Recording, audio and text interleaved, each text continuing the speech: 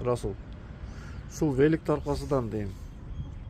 Раса үйдө тополоң, жанжал, апаңы, не мына великтин аркасынан.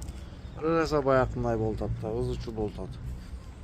Сен ыйлап, өңүрөп болор болбос нерселергечи баягындай түшүнбөстүктөр раса көп болуп атат да. Ушул великти секин кайтарып эгесиге берсек, может үйдө кайра бактылуулук пайда болуп, бири-бирибизди сыйлап, жакшы көрүп калабы дейм, Эмне дебедиң? Жашоодо андай үйүбүздө бактылуулук пайда болобу де. Каяктагы бир темирди деп ызычуу тополоң күнүгө бакыр чакыр. Мен бул великти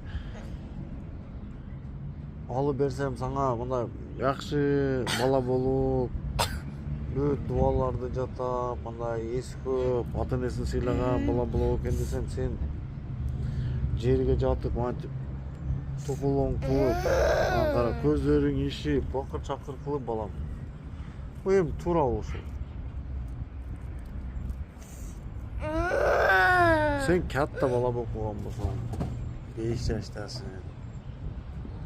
Сен уже ондай нерселерден баракта болушуң керек, арылышың керек.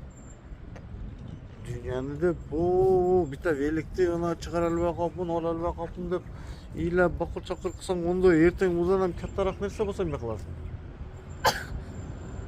Эртең великти эмес, тайтаңдын муравейин чыгара албай калсаң эмне кыласың? Мен бите великти аркасынан ушунча ыйлап баятан бери бакыр чакыр, тополоң жерге тумалап. Эмне кылыш керек болуп атат бул великти?